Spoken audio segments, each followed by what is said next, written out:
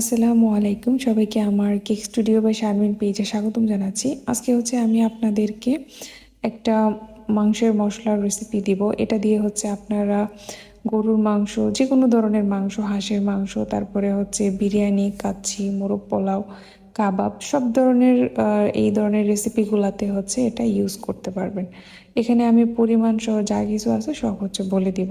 তো এখানে আমি সবুজ এলাচ নিয়েছি 50 গ্রাম পরিমাণ, আর এখানে কালো বড় এলাচ যেটা সেটা নিয়েছি প্রায় 30 গ্রাম পরিমাণ। আর এইটার ফ্লেভার কিন্তু অনেক বেশি স্ট্রং হয়, জন্য একটু কম করে নিয়েছি। আর এই যে এই জিনিসটা, এটা কিন্তু গোলমরিচ না, এটাকে বলে কাবাব চিনি। কাবাব চিনিটাও আমি 30 গ্রাম পরিমাণ নিয়েছি। এই যে এটার মাথাটা একটু সরু থাকে, এটা এবং গোলমরিচের মধ্যে কিন্তু অনেকটাই পার্থক্য আছে। আর এখানে আমি দারচিনি নিয়েছি প্রায় 50 গ্রামের মতো। এই যে একটু ভারী দেখে নিলে ভালো হয় আর কি দারচিনিটা। আর এখানে কিছুটা লং দিয়ে দিয়েছি, লংটা ছিল 25 গ্রামের মতো। আর এখানে কালো এবং সাদা দুইটা গোলমরিচ মিলিয়ে নিয়েছি 50 গ্রামের মতো। আর এটা জয়ত্রী।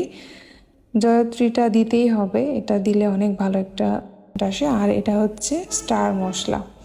তো স্টার মশলাটা নিয়ে নিয়েছি, এখানে আমি প্রায় 30 গ্রামের মতো। আর এখানে আমি জয়ফল নিয়েছিলাম এখানে 3টা, যেহেতু এখানে 2টা জয়ফল একটু ছোট সাইজে ছিল, তারপরে এখানে আমি আরও 2টা জয়ফল অ্যাড করে দিয়েছি। এগুলোর ফ্লেভার কিন্তু অনেক বেশি স্ট্রং হয়, একটু কম দিলে কোনো প্রবলেম হয় না। আর এখানে আমি কিছু লাল শুকনা মরিচ নিয়ে নিয়েছি। এটা জালের জন্য না, আসলে এটা যে মশলার যে কালারটা, এটা অনেক বেশি সুন্দর করে, এই জন্যই নিলাম। আর এখানে কিছু তেজপাতা আমি কেটে ছোট করে নিয়েছি।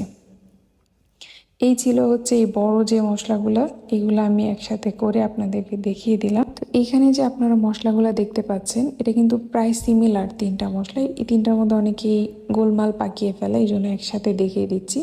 তো প্রথম যেটা দেখিয়েছি সেটা ছিল মৌরি, আর এটা শাহি জিরা, আর এটা নর্মাল জিরা, যেটা আমরা মাংসে ব্যবহার করি সবসময়, রেগুলার যে জিরাটা, এটা। এই 3টা অনেকটাই সেম দেখতে, এই জন্য অনেকের একটু প্রবলেম হয় চিনতে, এই জন্য আমি এইভাবে একসাথে করে দেখিয়ে দিলাম। এখানে একটা মৌরি, একটা শাহি জিরা, আর একটা জিরা, নর্মাল যে জিরা ওইটা। এই 3টা। তারপরে এখানে এগুলা এখানে ছিল ধনিয়া। ধনিয়াটা আমি 50 গ্রাম পরিমাণে নিয়েছিলাম, আর এটা ভাজা ধনিয়া, অলরেডি এটা ভাজাই আছে। আর এইটাকে বলে রাঁধুনি। এটা এটা অবশ্যই আপনাদেরকে ভালোভাবে ধুয়ে দিতে হবে, কারণ এটা থেকে অনেক পরিমাণে ময়লা বের হয়।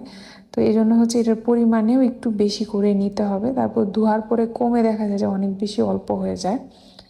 তো এইটা আমি রাঁধুনিটা নিয়েছিলাম 50 গ্রামের মতো, কিন্তু আপনারা 70 বা 80 গ্রাম নিলে 50 গ্রাম টিকবে আর কি। আর এখানে এই যে সাদা যেটা, এটা পোস্তদানা। পোস্তদানাটা অবশ্যই দেওয়ার চেষ্টা করবেন। এই ছিল আমার টোটাল মশলাগুলা। এখন এইগুলাকে আমি ভেজে নিব। তো এখানে আমি সবগুলা বড় সাইজের যে মশলাগুলা, যেগুলা ভাজা হতে একটু সময় বেশি লাগবে, এগুলা আমি আগে দিয়ে নিচ্ছি। এগুলো আমি আগে টেলে নিব, তারপরে ওই ছোটোগুলা নিব, কারণ ছোটোগুলা কিন্তু ভাজতে এত বেশি সময় লাগে না। আর ভাজার জন্য যে চুলার যে হিটটা, এটা কিন্তু কখনোই বেশি পরিমাণে দেওয়া যাবে না। আর যদি বেশি পরিমাণে দেওয়া হয় তাহলে কিন্তু মশলাটা পুড়ে যাবে, মশলা কিন্তু কোনো সেন্ট আর থাকবে না। এই জন্য যেটা করতে হবে, আপনাকে চুলার হিটটা এরকম পর্যায়ে থাকবে, আপনি হাত দিয়ে মশলাগুলো সবসময় ধরতে পারবেন।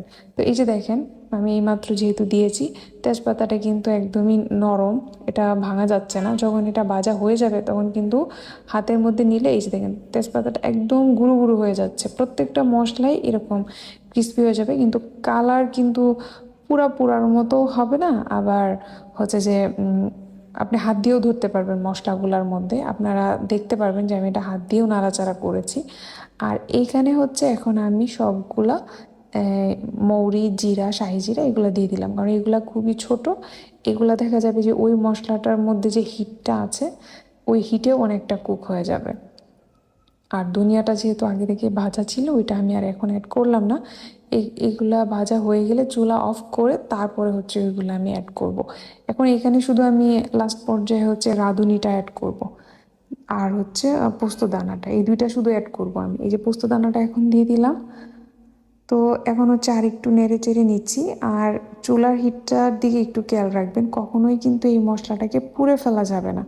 এই যে এখন আমি চুলা থেকে নামিয়ে তারপরে হচ্ছে ধনিয়াটা দিয়ে দিলাম। আর সরি, আমি রাঁধুনিটা আগে দিই পরে দিয়েছি, কারণ রাঁধুনিটা হচ্ছে ধোয়ার পরে সাথে সাথে ভেজে ফেলা হয়েছিল আর কি।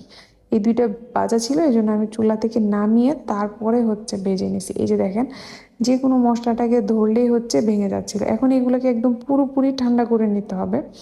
আর এই যে একবার হচ্ছে ভাঙানো অলরেডি শেষ হয়ে গেছে, এটা হচ্ছে দ্বিতীয়বার ভাঙানো হচ্ছিল। অল্প অল্প করে গ্রাইন্ডারে বা ব্লেন্ডারে নিয়ে তারপরে হচ্ছে ব্লেন্ড করে নিতে হবে। তো ব্লেন্ড করতে আমার মা আমাকে হেল্প করছিল, আমি হচ্ছে পাশে দাঁড়িয়েছিলাম। তো একদম মিহি পেস্ট করে নিতে হবে আর কি, পেস্ট বলতে পাউডার, মিহি পাউডার করে নিতে হবে।